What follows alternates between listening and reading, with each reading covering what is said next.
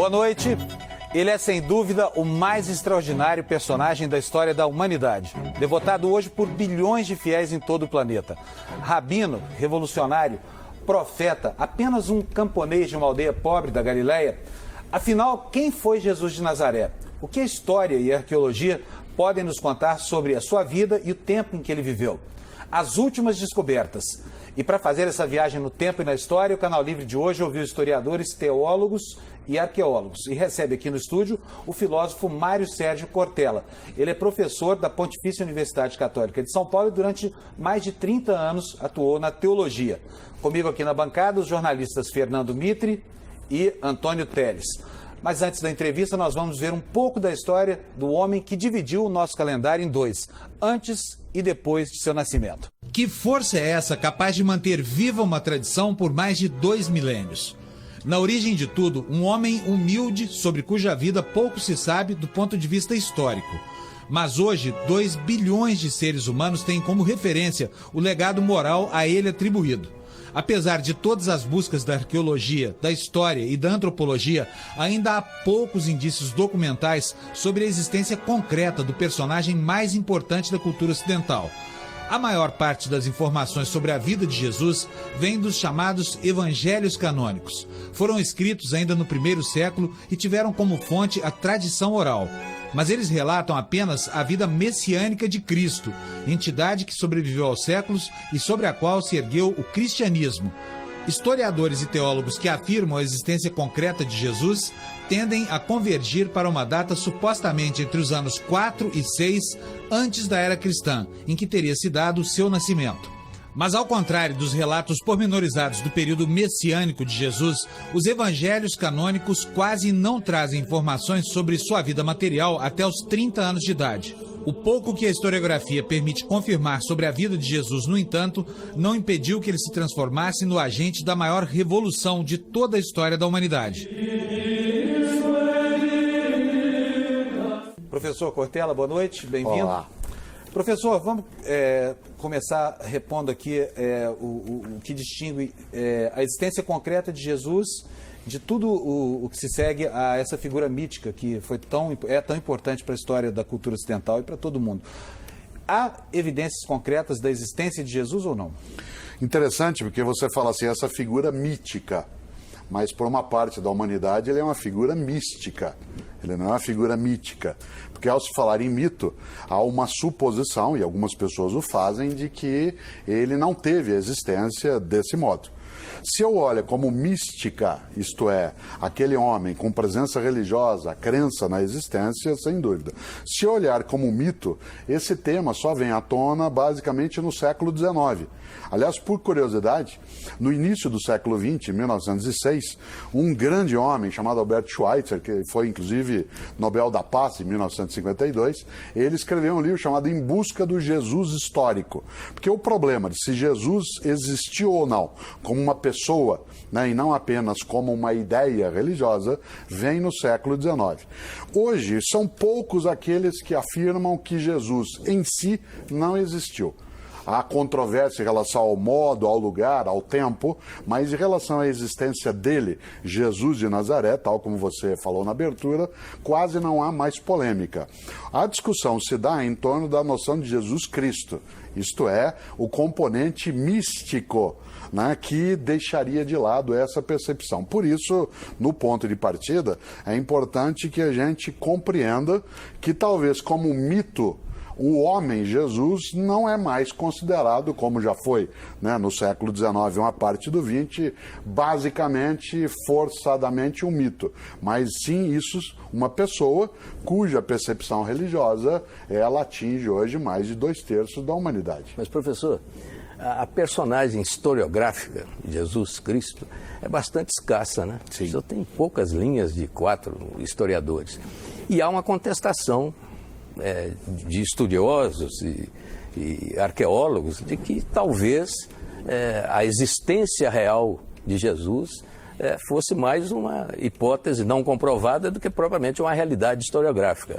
Então, o que não significa também muita coisa, porque o importante é a transformação que o cristianismo... E é isso que eu dizia. E que a figura agora, de Jesus... Com o Panuzzi eu lembrava exatamente essa ideia. Quer dizer, temática sobre a existência real do homem, Jesus, ela não preocupará durante centenas e centenas de anos. Ela virá à tona quando a ciência do século XIX desenvolve também algumas ferramentas, entre elas uma arqueologia mais sofisticada, né, e que vai buscar a história do passado. Agora, quando nós olhamos a menção a cristãos, se você olha Tácito, Plínio Jovem, Flávio Josefo, né, você vai encontrar ali menção à ideia de cristãos, inclusive a ideia de algum Jesus, irmão de Tiago. Isso. Nós não podemos esquecer que a importância que nós oferecemos ao cristianismo, ela tem que ser olhada de agora para trás.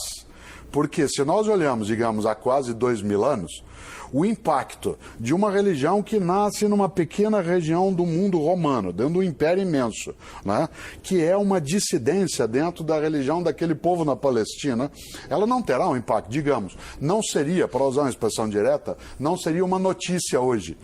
Né? Provavelmente, se nós tivéssemos nos meios de comunicação de agora, não seria noticiado, nem a morte, né, menos ainda a história do nascimento. Ela se tornou a posteriori, depois uma grande notícia, ou para usar um termo, né, grego que os cristãos usam, uma boa nova, né, uma boa notícia. Mas na origem não se teria. Nós temos que levar em conta também, Mitre, algo que é especial. A Palestina, especialmente Jerusalém, foi destruída no ano 70. Se acredita que Jesus tenha morrido por volta do ano 29, 30, aí alguns dirão, mas ele não morreu com 33 anos? Sim, mas se sabe que há um equívoco em relação ao ano, né, de nascimento. Não há o certo, provavelmente entre o ano 6... Ele nasceu, na verdade, 3 ou 4 anos antes de Cristo. Né? Jesus nasceu 3, 4 anos antes de Cristo. Mas Jesus teria morrido na revolta dos judeus contra os judeus? O que eu quero dizer é outra coisa. Jesus deve ter morrido por volta do ano 29, 30 da era cristã. No ano 70, ou seja, algum tempo depois na história, muito pouco, Jerusalém foi destruída. E todos os templos e sinais daquele período no mundo judaico sofreram abalos por parte do ataque romano. Isso significa que uma parte também de uma eventual documentação que tivesse registrado aquela situação que aconteceu na Palestina, ela pode também ter desaparecido. E é bom lembrar que o primeiro evangelho foi escrito depois da destruição do templo. Exatamente. Portanto, muita coisa ligada à memória e muitas coisas ligadas a um histórico de uma personagem que você lembrava, né, Panunzio, talvez, um impacto na humanidade, especialmente no campo mítico e místico. Ele é fortíssimo, mas cuja noção é tão presente que nós hoje continuamos tratando desse que pode ser um mistério, pode ser uma organização meramente religiosa, mas sem dúvida, notícia continua sendo em larga escala. Professor, o que importa saber é quem é esse Jesus de Nazaré na sua aparente insignificância. E o Cristo na sua grandeza, na sua monumentalidade, como um intermediário de um pacto entre o Criador e a criatura. Qual é, em que momento Jesus e Cristo se separam? Eles mais vão se juntar até do que se separar no século I. Haverá algumas discussões dentro da teologia sobre a separação. Quando o Cristo ganha uma imagem e uma monumentalidade extraordinária. O século I, aquele em que na datação cristã é o início, ele marca uma série de momentos onde havia muitas ideias de Messias no mundo judaico daquele período. Jesus não é o único que será entendido como um possível Messias naquele momento. Mas o se Cristo... nós olhamos... Então, o Messias é o Cristo. É Sim. Porque Cristo é um termo grego para a expressão hebraica Messias. Então, a ideia de que viria alguém para libertar e salvar o povo, isto é, um Cristo, ela é presente quando Jesus existe.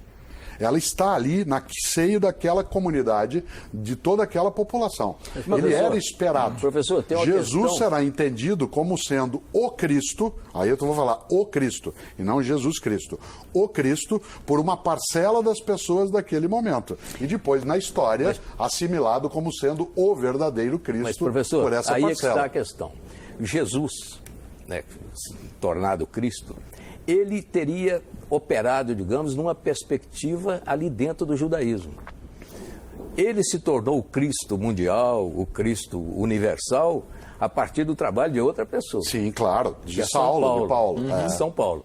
Então, é possível pensar que Jesus quis transformar o judaísmo, quis aperfeiçoar o judaísmo e ponto final. E São Paulo é que teve a grande visão de transformar Jesus Cristo no grande... Sem dúvida. Por isso que essa pergunta do Teles é muito importante. Quer dizer, em que momento há essa transição de um líder judaico, um rabi, um mestre, que encanta, no sentido duplo da palavra, as pessoas. A sua comunidade. Isso, a sua comunidade, quando que ele ganha o status... E eu pergunto, não seria São Paulo o autor disso? Quando Paulo, ele já, depois da morte de Cristo, para ele, né, da morte de Jesus, para aqueles que não são cristãos, né, depois da morte de Jesus, Paulo, que é um cosmopolita, ele sai por aquele mundo, pega, inclusive, entre aspas, carona no movimento do Império Romano e sai difundindo uma mensagem que vai construir a ideia de Cristo. As cartas de Paulo, elas antecedem a produção dos evangelhos. Embora a gente leia, né, numa Bíblia cristã, primeiro os 4 evangelhos e depois as cartas de Paulo, né, elas foram escritas antes dos evangelhos, o que significa que a construção, né, e volto ao Teles, da ideia de Cristo encarnado em Jesus e vice-versa, ela virá, sem dúvida, né, depois da morte dele, agora, com a construção teológica de Paulo. Que importância tem investigar a origem de Cristo, a vida de Cristo, até que ele se manifeste na vida de Cristo, de Jesus, como figura humilde, simples, irrelevante, até que ele se transforme no Cristo luminoso que traz, por exemplo, a mensagem das bem-aventuranças, que é o resumo de todo um pacto que a humanidade fez com o Criador. Nos 2 primeiros séculos, mas especialmente no primeiro século, do tempo do cristianismo, a maior importância de torná-lo Cristo é, de um lado, marcar a ideia que, de fato, ele foi aquele que veio para a salvação. Há outras questões envolvidas nisso. No primeiro século, a grande marca é dizer, entre os vários messias que apareceram nessa época, este é o verdadeiro. Aliás, professor, me desculpa, mas essa figura do Messias, que tinha apenas a túnica, o cajado, era uma figura muito comum no tempo de Jesus. Sim. Havia uma tendência filosófica que era composta pelos cínicos, né? Sim. Aliás, a palavra cínico hoje é muito diferente do sentido que tinha ao tempo de Jesus. Eu queria que o senhor explicasse por que Jesus, que tem, enfim, é inevitável fazer uma associação com o movimento cínico, por que justamente esse personagem ganhou essa importância histórica? Até vamos lembrar um pouco, porque filosofia às vezes é também o meu pedaço, a palavra cínico vem de cachorro. Né? Tanto que quem gosta de cachorro é chamado de alguém que é um sinófilo, não um cinéfilo, como o Mitre é. Né? É um sinófilo, aquele que gosta de cães. É porque na filosofia grega, né, pós-socrática, especialmente com Diógenes, né, o filósofo, se dizia que eles viviam sem nada, pelas ruas, né, como cães. E aí foi chamado de uma escola cínica, isto é, a escola em que as pessoas acham que ela, para existir, precisa ter apenas a ela mesma, sem nenhuma propriedade, sem nenhum bem. Curiosamente, há alguns autores que argumentam que Jesus de Nazaré aderiu né, a esta concepção do ponto de vista filosófico. Isto é, ele partilhava esta perspectiva. Mais do que a estoica. Claro, muito mais do que a estoica, porque a estoica significaria, né, aqueles que, tal como lembravam alguns, aqueles que sofriam encalados. Alguns, inclusive, dizem que João Batista, né, seu primo, e aquele que vai batizá-lo dentro da tradição cristã, ele também tinha, né, por ter vivido no deserto, ter se alimentado com coisas que são do dia a dia banal, que ele seria também alguém com essa perspectiva. João, aliás, é mais próximo dos cínicos, de Diógenes, Antístenes, do que Jesus. Jesus como concepção. Jesus até que Agora, gostava tem algo de uma que você vidazinha levanta boa em que, alguns momentos. Que retoma, sem dúvida. É muito mais ascético João Batista do que Jesus, né, nesse ponto de vista. Mas há uma questão séria, que é fazer com que, volta ao tema, das várias possibilidades de Messias, que Jesus seja aquele que vai encarnar essa ideia. Mas Jesus, se ele não fosse um personagem preparado para cumprir a profecia, só pela movimentação histórica dele narrada nos evangelhos, ele já seria sacrificado ali. Era absolutamente inevitável. Ele afrontou todo o poder da Palestina. Jesus, sem dúvida, Mita, ele seria alguém naquele momento que independeria de Herodes. Exatamente. Ou independeria... Ele seria executado. Né, não independeria de Pilatos, dos romanos. Quando ele entra em Jerusalém, né, no burrinho, ele vem lá pelo lado do Monte das Oliveiras, do outro lado da cidade, vindo de Cesareia Marítima, vem Pilatos com as tropas romanas. E Jesus vai para onde? Vai para o templo. E vai cutucar a onça lá no templo. A percepção de Jesus de Nazaré na sua pregação naquele momento, narrada nos evangelhos, nas cartas, nos atos, ela é uma pregação altamente revolucionária, em relação àquele grupo. Isso. A narrativa no Evangelho, ela faz um acordo, um concerto com C, né, faz um concerto de várias situações vividas. Mas você não tenha dúvida, mesmo que não fosse a história dos romanos, do rei Herodes e Antipas... Ele morreria na cruz, do mesmo modo, cruz, sem dúvida. onde morriam os inimigos de Roma. Por que ele é chamado Cristo e não Emanuel? Porque Emanuel é um nome que se usa para também falar de algo que Isaías tinha profetizado.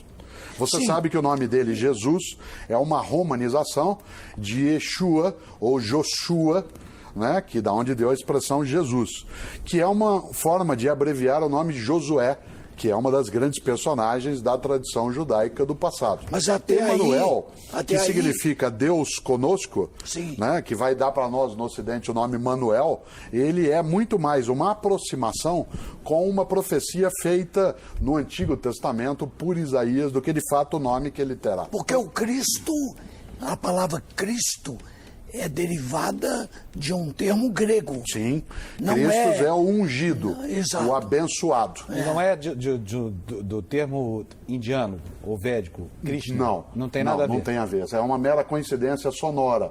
Né? Uma coincidência. Cristo significa professor, aquele que é ungido, que é aquele que é abençoado, que é aquele que foi o escolhido.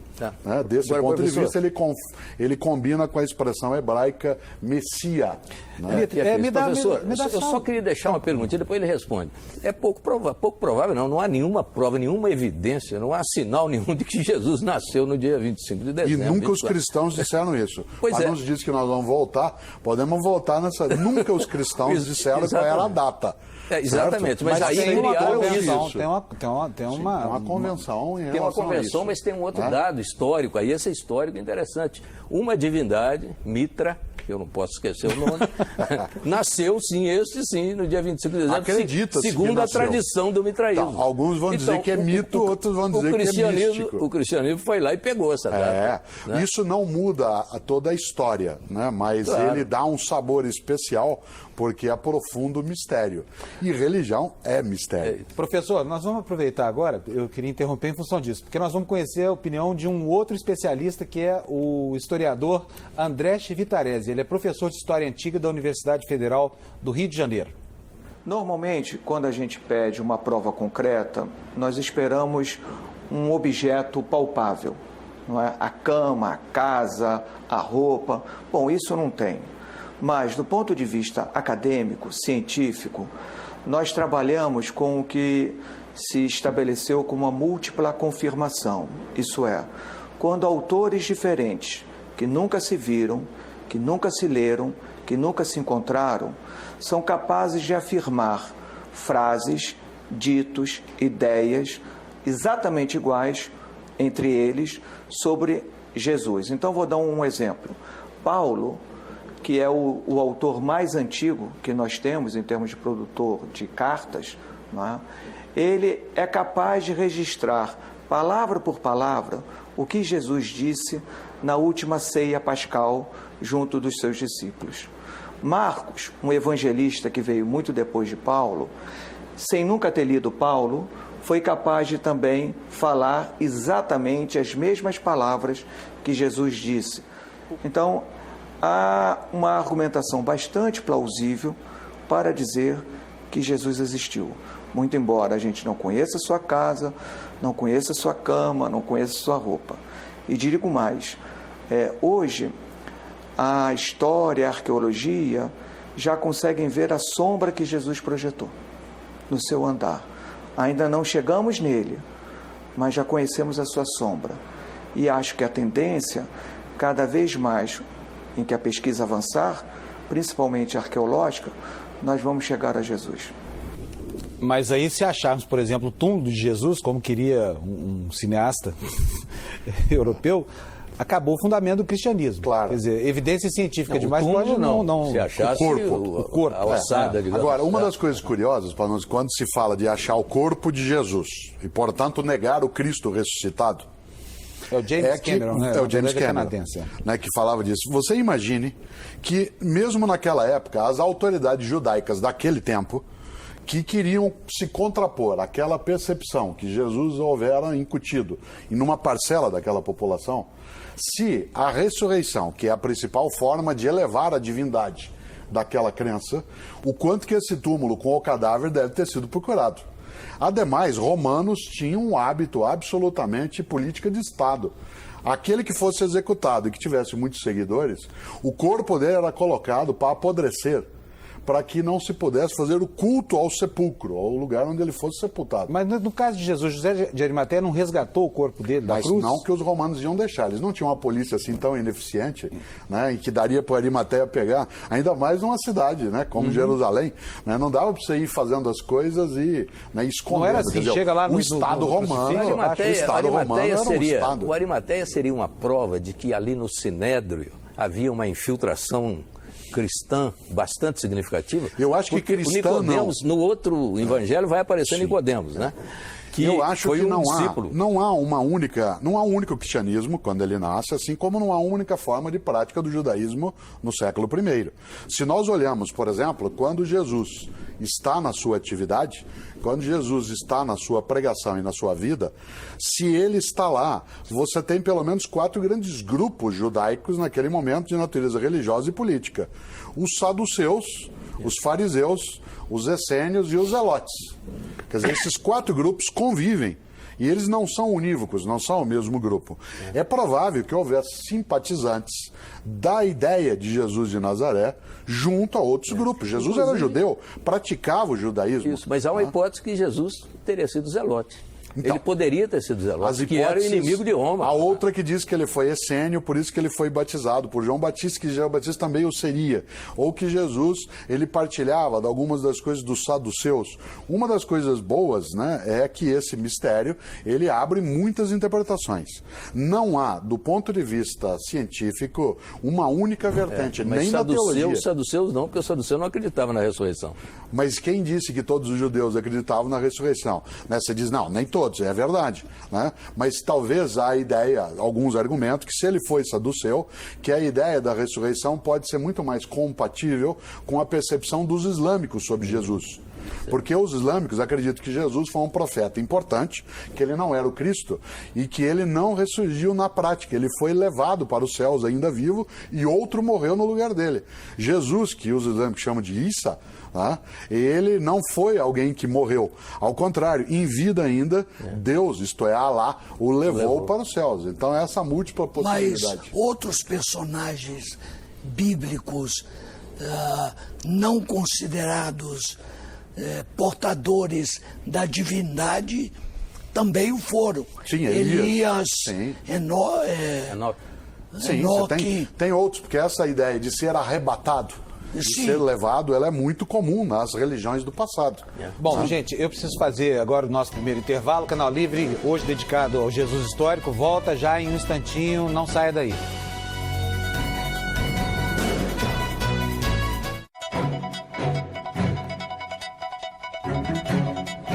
Voltamos com o Canal Livre, que esta noite debate a história de Jesus com o filósofo Mário Sérgio Cortella. Para Pedro Paulo Funari, que é professor de História e Arqueologia da Unicamp, mais vestígios da vida na Galileia, na época de Jesus, ainda serão descobertos nas próximas décadas. Vamos ver o que ele diz. A arqueologia ela é muito importante porque ela nos fornece o contexto no qual Jesus viveu. Nós temos muitas informações que provêm de escavações na Terra Santa, na Palestina. Elas se referem tanto às maneiras como as pessoas viviam, as suas casas, como que viviam as autoridades, como vivia o povo comum.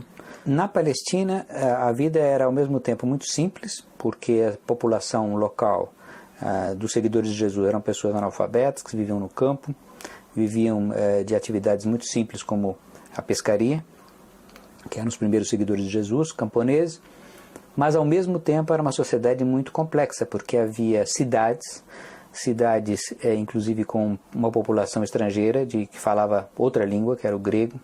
Havia tropas romanas que vinham soldados de pontos muito distantes do império. Portanto, Jesus conviveu, embora os seus seguidores e seu círculo mais íntimo fossem de pessoas muito humildes, ele conviveu com pessoas de diferentes origens étnicas, de uma região muito grande do Mediterrâneo Antigo. Nós descobrimos há um tempo atrás um barco na Palestina que é muito parecido com o que teria sido o barco dos pescadores que seguiam Jesus, como Pedro, e que Jesus mesmo utilizou. Encontramos também vestígios de casas da Palestina, da época de Jesus, que não usavam telhas, e que explica, por exemplo, uma passagem do Evangelho que fala que um paralítico passou pelo telhado, quer dizer, na verdade não eram telhas, era um teto de palha que podia ser facilmente retirado. Então, com certeza, novas informações virão nas próximas décadas. Agora, para quem crê, para quem acredita em Jesus, no Cristo, essas descobertas que se anunciam não podem acabar fazendo com que Jesus fique menor do que Cristo, evidentemente, no futuro? Acho que não, por uma razão, Panunzio. Os evangelhos, eles são textos de reverência, não são textos históricos. Em nenhum momento se pode supor que aquela descrição que ali aparece, ela tem um componente de natureza científica, de comprovação. Tá? Aliás, de uma certa maneira, é preciso entender que aquelas histórias, elas são improváveis, mas não impossíveis. O senhor está se referindo, inclusive, aos milagres, por exemplo? Não, as histórias em geral. Quer dizer, quando eu digo que é impossível, eu estou dizendo que isso nunca existiu. Quando eu digo que é improvável, eu estou dizendo que não pode ser provado.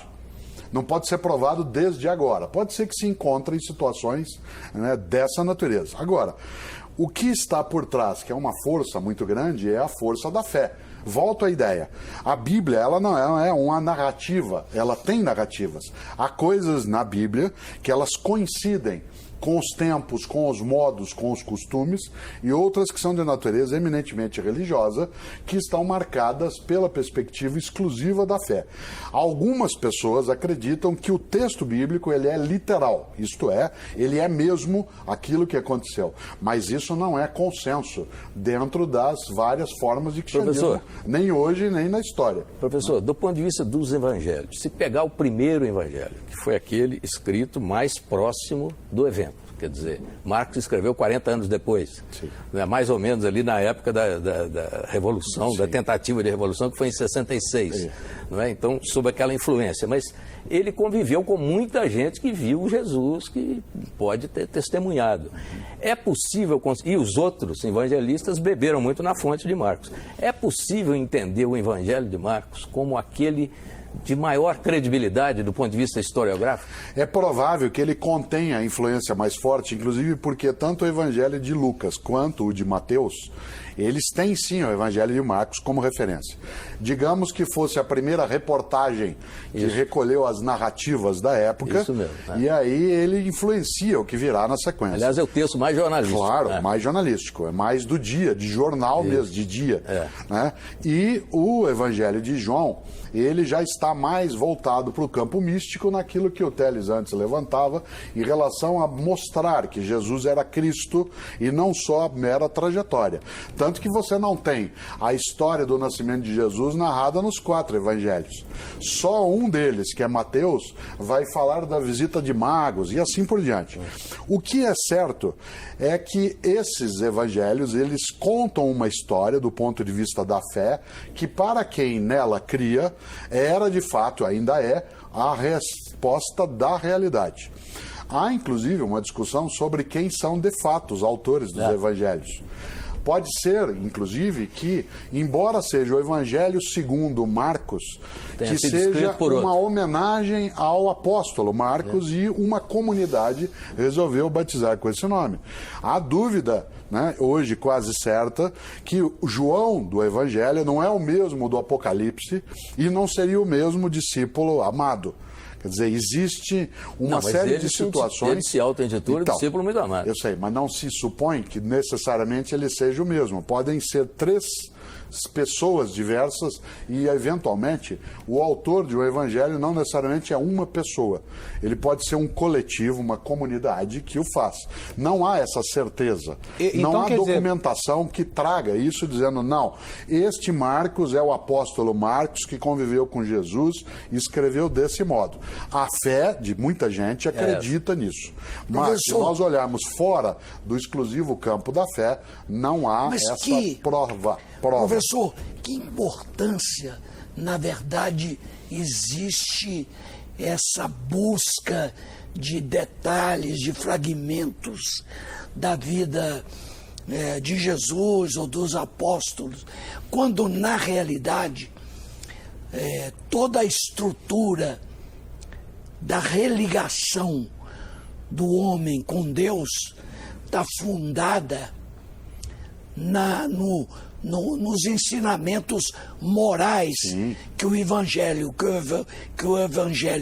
trouxe e que pouco importa de que maneira chegaram.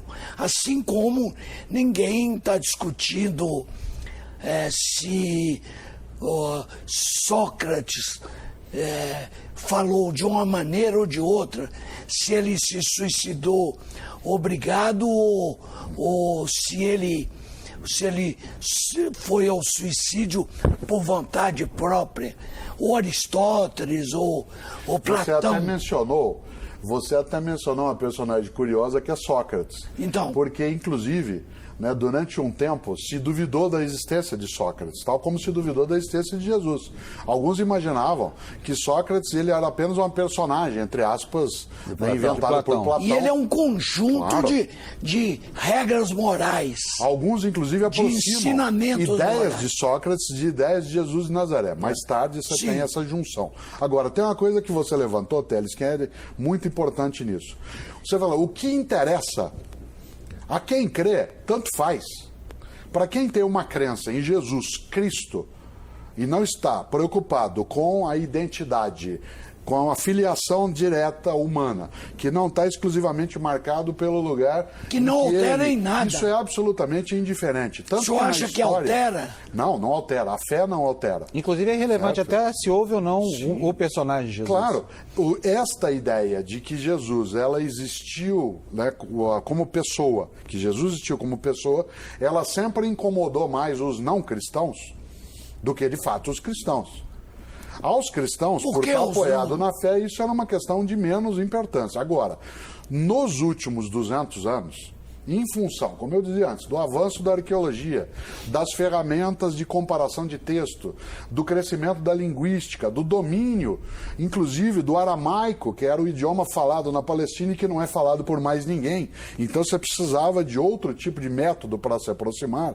Também a teologia cristã se debruçou sobre isso, não para dizer assim, não, Jesus está aqui, ele existiu mesmo, mas as teologias cristãs para evidenciar que há uma conexão entre o Jesus pessoa e o Jesus Cristo, para ressaltar a importância da fé. Mas é Mas claro a preocupação entre cristãos, ela não Mas é se claro, dará. professor, é detalhe. claro que a historiografia vai continuar essa busca do dúvida. Jesus histórico, essa é a vocação dela, é a razão de ser dela. Mas ainda do ponto de vista jornalístico, eu diria assim, no Evangelho de Marcos, tem lá uma previsão inteiramente errada, ou eu que estou lendo de maneira objetiva demais, que é o fim do mundo chegando. Ali dá a impressão, eu vou dizer Marcos, porque está na boca de Jesus, que não vai demorar muito. Ele chega a dizer, os nossos contemporâneos vão testemunhar essa passagem. Ali Você é um erro tem- de previsão brutal. Você tem no século I, que é quando Jesus vive, existem vários apocalípticos. Isso. Isto é, vários Inclusive tem profetas... um pequeno apocalipse em Marcos. Claro, no próprio texto. É. Há vários profetas do fim dos tempos. Isso. Alguns, inclusive, apoiam que João Batista caminhava nessa direção. E se a gente olha a pregação de João Batista, narrada também em alguns textos, ele dirá em relação ao fim próximo. Jesus tem, no registro de Marcos, algumas falas dessa natureza. É preciso, nesta hora, olhar aquele tempo para ver que uma parcela daquela sociedade judaica imaginava que o fim estava próximo, que o Messias viria, ia ser um Messias que ia fazer com que os romanos desaparecessem, ia levar a glória que Davi, né, e Salomão Então, tinham trazido era a um dia. perspectiva da volta do rei Claro. Davi, que é a perspectiva dos Que judeus. era a volta do Messias, nesse sentido, Exatamente. nesse sentido trabalhado. Nesta hora, a figura de Jesus, ela vai tomar um veio que um grupo entenderá, de um lado, como sendo aquele que trará a vitória Mas não era o na Senhor dos batalha Exércitos. final, e outros não. Dentro do cristianismo que nasce, haverá essa dissensão.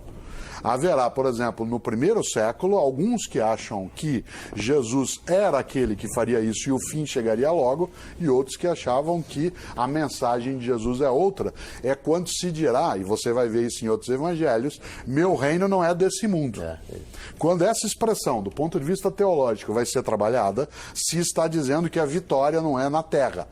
Que então, se não chegou o tempo, é porque não era esse o tempo. Antes ele já havia dito, dai a César o que é de César e a Deus o que é de Deus, já separando as Então, coisas. Alguns acreditam que ele disse isso, outros acreditam que disseram que ele disse É isso. claro, é lógico. Certo? Sempre Agora, assim. professor, há um ponto fundamental que é o dogma da Trindade. Sim. Então, ao Pai, o Filho e o Espírito Santo. E o Espírito Santo tem uma presença como portador de dons que ele distribui aos seres humanos, sem que, entretanto, ele tenha a importância do Filho como Cristo. Por que isso? No século IV apareceu uma discussão séria em relação à temática da Trindade.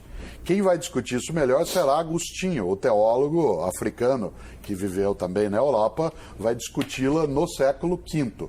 Mas no século IV, o Concílio de Nicéia, que foi em 325, foi inclusive convocado pelo imperador Constantino para debater coisas ligadas a isso, porque havia uma teoria cristã daquela época, defendida por Ário, né, que era o arianismo, que dizia que Jesus, se ele provinha do Pai, então ele foi criado depois, porque ele do Pai saiu. Se assim era, então ele não era tão eterno quanto o Pai. E o Espírito Santo disso decorria. Agora, essa discussão em o Nicéia... Espírito Santo é uma divindade feminina? Não se trabalha a noção de uma divindade. Na teologia cristã, existe uma única divindade consubstanciada, ou seja, da mesma substância, com 3 pessoas. Não são 3 divindades. Em nenhum momento, na teologia cristã acatada na história, aparece essa percepção.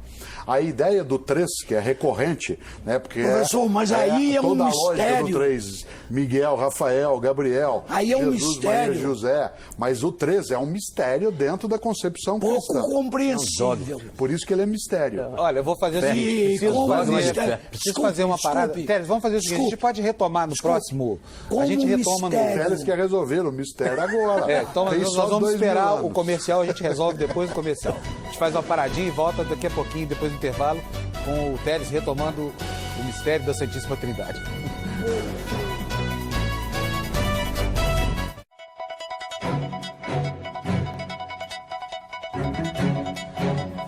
Estamos de volta para o último bloco do Canal Livre desta noite, hoje discutindo a vida do personagem histórico de Jesus de Nazaré.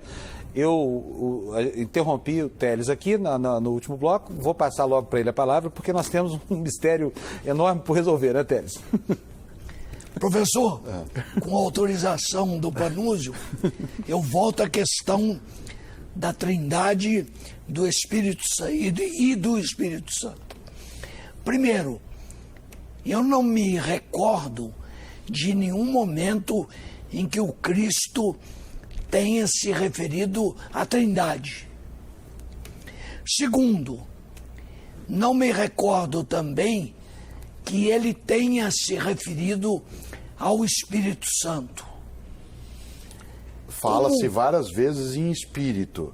Sim. Se você olha no Evangelho de João, há momentos... Fala-se até que no batismo de Cristo, o Espírito Santo apareceu sobre a forma de uma ave. Mas isso me parece uma metáfora singela. Claro, a metáfora é o que você tem em grande quantidade. Mas se você olha o Evangelho de João, que é o mais teológico, como concepção, e o que mais trabalha é a ideia de Cristo, muitas vezes ali, Cristo fala sobre si mesmo como sendo filho de Deus, fala sobre Deus como Pai e fala sobre o Espírito que ilumina e encanta. A concepção de trindade desse modo, ela é recorrente na história do judaísmo.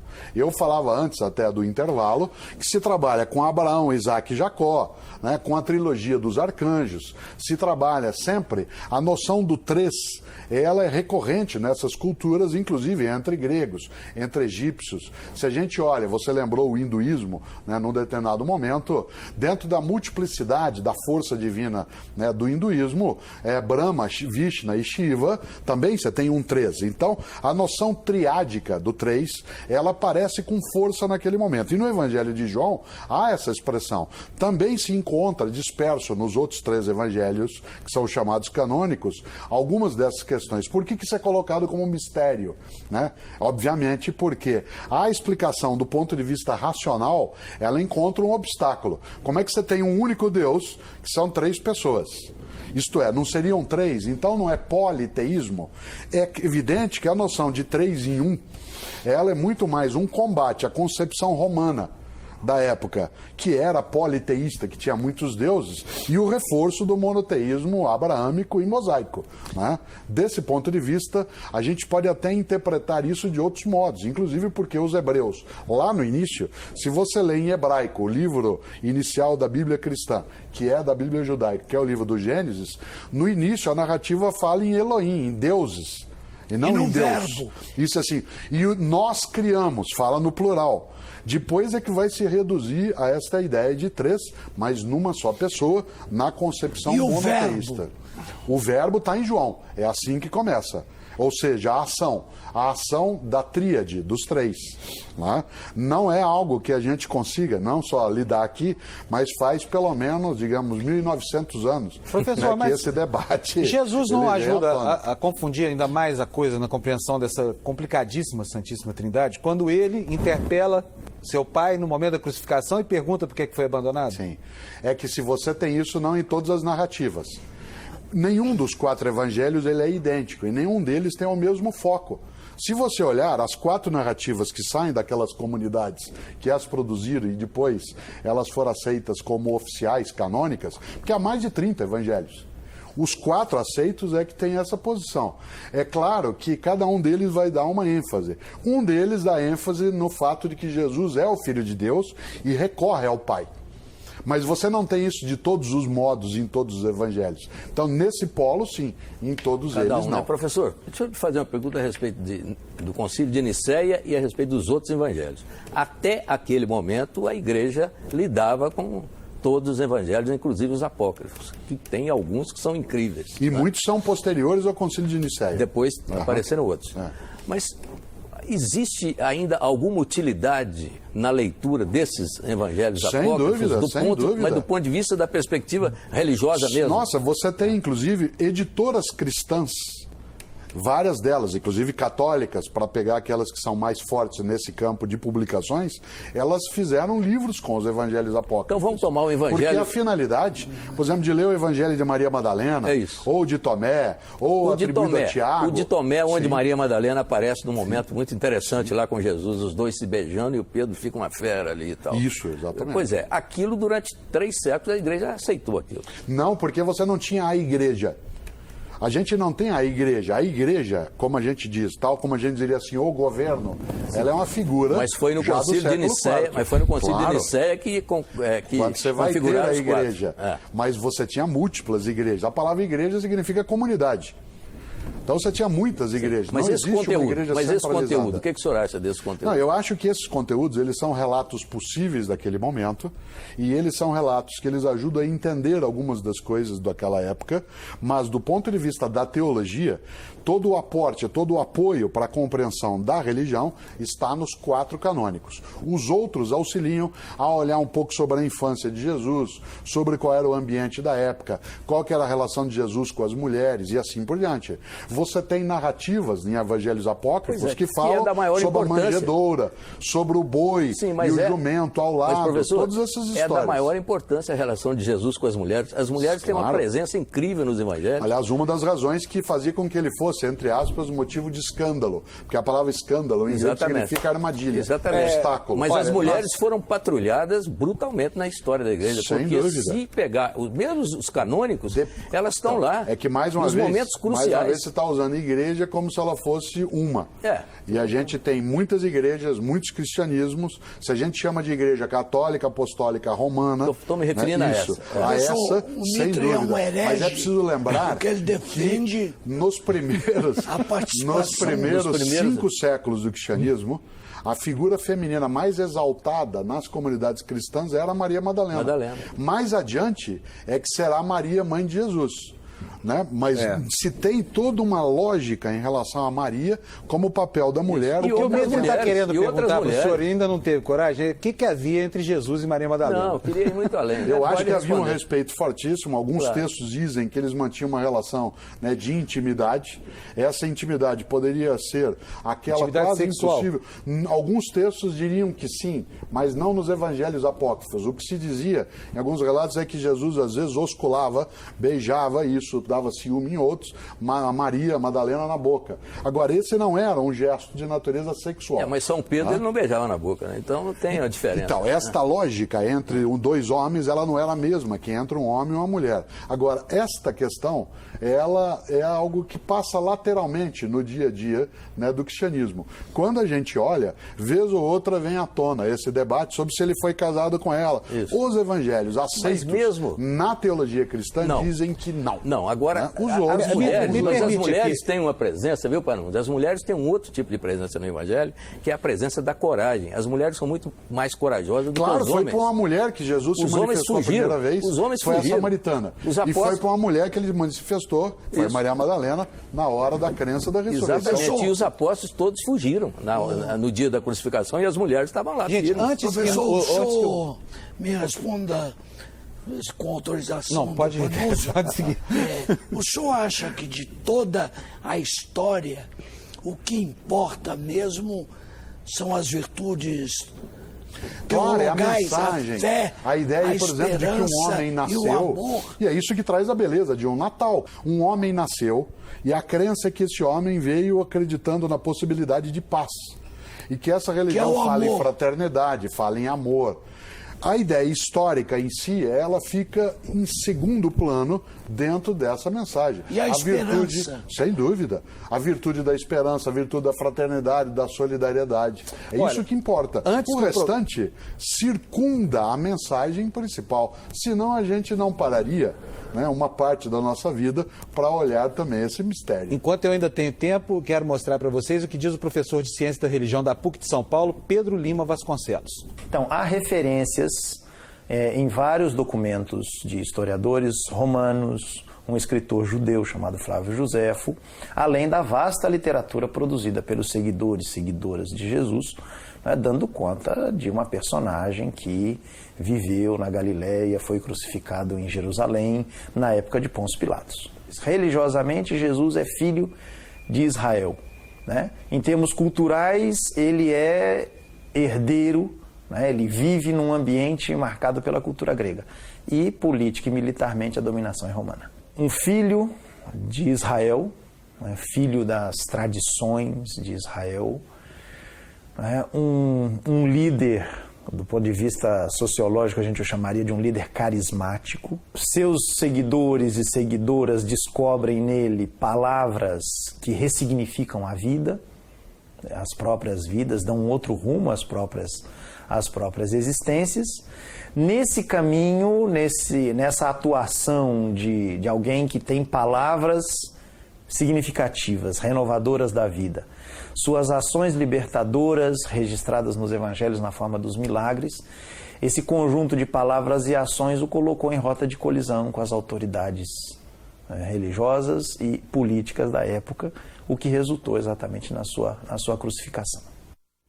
Professor, infelizmente, é uma palavra que não gosta que eu use aqui, mas enfim, nosso tempo terminou e nós só temos tempo agora para suas considerações Então, você finais. vê, o nosso tempo terminou e a história do cristianismo não. Vai continuar mais Ela 2010 persiste anos. com essa inquietação, esse debate. Os 3 especialistas que falaram, todos eles têm nome de apóstolo, né? São 2 Paulos, um Pedro, né?